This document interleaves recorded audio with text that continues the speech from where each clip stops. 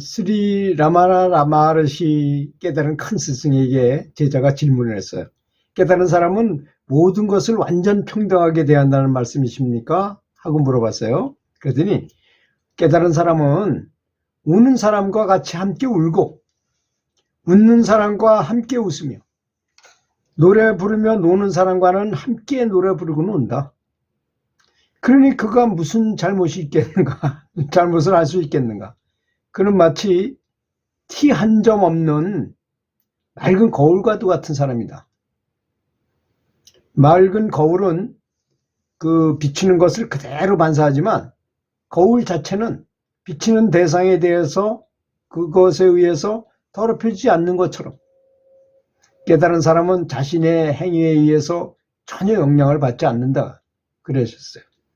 반면에 스스로 행위자라고 생각하는 우리 보통 사람들은 다 깨닫지 못한 사람은 스스로 내가 뭘 행한다고 말하잖아요. 행한다고 생각하는 깨닫지 못한 사람들은 어떤 노래를 불러야 할지 또는 이 세상에 도움을 주려면 내가 어떤 행동을 해야 할지를 스스로 결정해야 된다는 것입니다.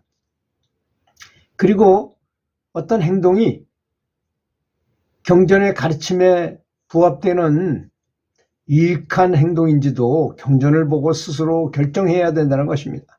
그러니까 깨닫지 못한 사람은 경전 공부를 많이 해야 되죠. 이렇게 죄 안 짓고 제대로 살려면. 그러니까 참 어려운 것이죠, 사실. 그래서 또 물어봤어요.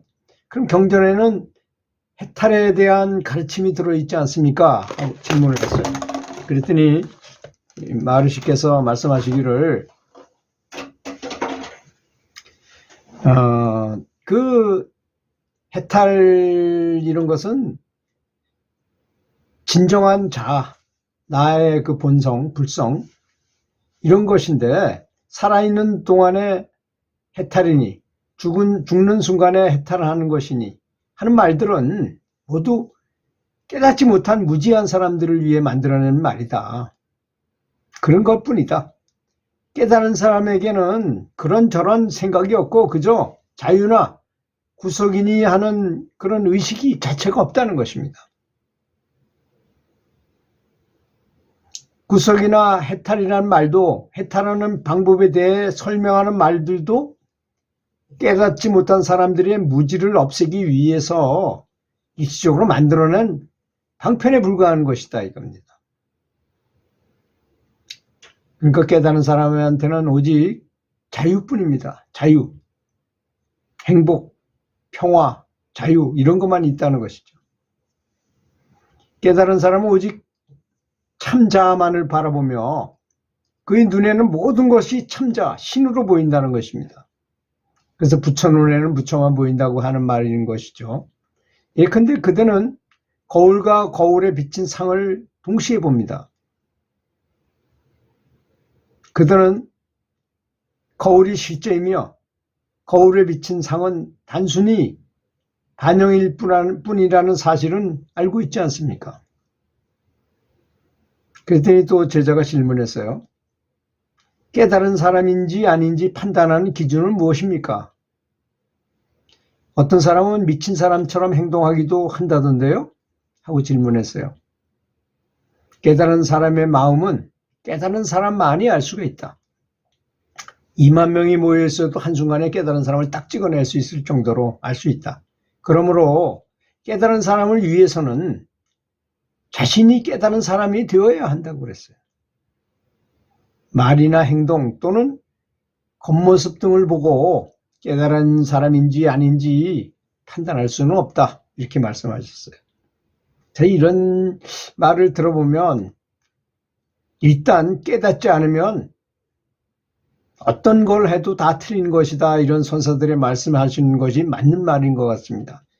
이제 그 깨닫지 못했다는 것을 가만히 반성해 보면 깨달음을 얻어야만 이제 그 깨달은 사람의 마음을 이해할 수 있기 때문에 부처님이 꽃을 들어 보이니까 가섭존자가 싱긋 웃은 그런 가섭의 미소로 여마시 중에 미소라 그러잖아요. 그렇게 그걸 보고 이 사람이 깨달았구나 이렇게 알아맞히는 것처럼 그 상황하고 그 사람을 보면 제깍 안다. 2만 명 중에 한 명이 있어도 제깍 단순간에 찾아낸다는 말이 되겠다는 것입니다. 다음은 어떤 사람의 체험에 대해서 얘기하겠습니다. 이 사람들이 이제 대만 사람들이었는데 일본 후지산 부근을 여행을 했는가 봐요. 그러다가 이제 그 룸메이트라고 같이 잠을 자고 이제 그 숙소에 들어가서 그날 나는 명상한 지 2, 3분 만에 놀라운 비전을 보게 되었습니다. 욕실에 있는 룸메이트의 목소리가 막 여전히 막 들리는 것 같은 모든 것이 평상시와 같았지만 나는 내가 지혜 안에서 빠져나온 것을 느꼈던 것입니다. 갑자기 찬란한 은하수가 끊임없이 색깔을 바꾸며 눈앞에 펼쳐졌습니다. 은하수는 하늘에서 반짝였고 수정백마가 오는 수정마차가 멀리에서 나를 향해 다가왔습니다. 사랑으로 넘쳐 흐르는 가운데 레이스가 달린 백옥 같은 가운을 입으신 스승님께서 나타나셨습니다. 스승님은 마차에서 내려 내 손을 잡고 나를 마차 안으로 이렇게 인도하셨습니다. 와, 스승님은 나를 천국의 디즈니랜드로 데려가셨습니다. 스승님의 사랑의 힘에 떠밀려 나르는 마차 안에서 나는 은하수의 경이로운 아름다움의 넋을 잃고 말았습니다. 은하수가 너무나 아름다웠던 것이죠. 한순간 찬란한 지점이 아름다운 색을 발산하며 앞에 나타났는데 스승님의 힘이 나를 이 밝은 빛의 중심으로 인도하셨습니다. 그 안에는 어둡고 긴 터널이 있었습니다. 스승님의 축복의 힘에 이끌려서 나는 계속 나아갔습니다.